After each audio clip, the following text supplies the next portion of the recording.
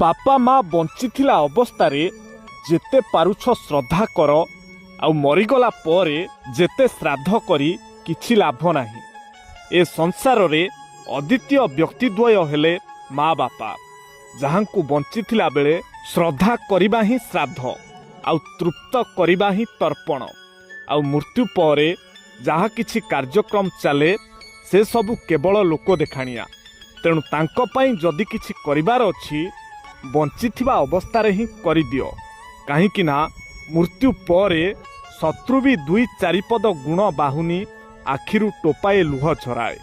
ତ ତୁମେ ଅଧିକାଟା କ'ଣ କରିବ? କ'ଣ ସାଙ୍ଗମାନେ ଠିକ୍ ତ? କମେଣ୍ଟରେ ଆପଣଙ୍କର ଉତ୍ତର ନିଶ୍ଚୟ ଲେଖନ୍ତୁ। ଜଣେ ସ୍ୱାମୀ ସବୁବେଳେ ସ୍ତ୍ରୀର ଭଲ ଚାହିଁଥାଏ। ସେ ସବୁବେଳେ ଚାହେଁ ମୁଁ ପଛେ ଛିଣ୍ଡା ଲୁଗା ପିନ୍ଧିକି ରହିଯିବି, ହେଲେ ମୋ ସ୍ତ୍ରୀ ଆଉ ପିଲା 5 ଜଣଙ୍କ ଆଗରେ ଭଲରେ ବାହାରନ୍ତୁ।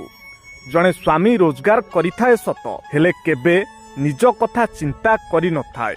ସେ ସବୁବେଳେ ଚାହୁଁଥାଏ ମୋ ପରିବାର, ମୋ ସ୍ତ୍ରୀ, ପିଲାଛୁଆ, ମା ସମସ୍ତେ ଭଲରେ ଥାଆନ୍ତୁ। କ'ଣ ସାଙ୍ଗମାନେ ଠିକ୍ ତ? କମେଣ୍ଟରେ ଆପଣଙ୍କର ଉତ୍ତର ନିଶ୍ଚୟ ଲେଖନ୍ତୁ। ବାପା ମା ବଞ୍ଚିଥିଲା ଅବସ୍ଥାରେ ଯେତେ ପାରୁଛ ଶ୍ରଦ୍ଧା କର, ଆଉ ମରିଗଲା ପରେ ଯେତେ ଶ୍ରାଦ୍ଧ କରି କିଛି ଲାଭ ନାହିଁ।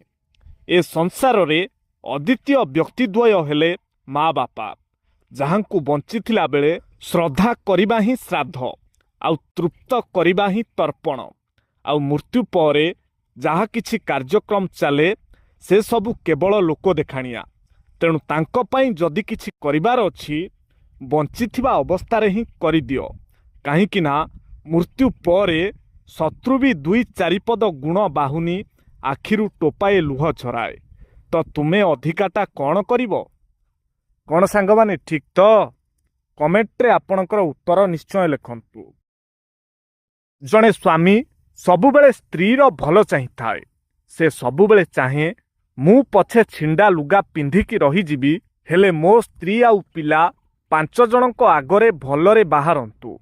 ଜଣେ ସ୍ୱାମୀ ରୋଜଗାର କରିଥାଏ ସତ, ହେଲେ କେବେ ନିଜ କଥା ଚିନ୍ତା କରିନଥାଏ। ସେ ସବୁବେଳେ ଚାହୁଁଥାଏ ମୋ ପରିବାର, ମୋ ସ୍ତ୍ରୀ, ପିଲାଛୁଆ, ମା ସମସ୍ତେ ଭଲରେ ଥାଆନ୍ତୁ। କ'ଣ ସାଙ୍ଗମାନେ ଠିକ୍ ତ? କମେଣ୍ଟରେ ଆପଣଙ୍କର ଉତ୍ତର ନିଶ୍ଚୟ ଲେଖନ୍ତୁ।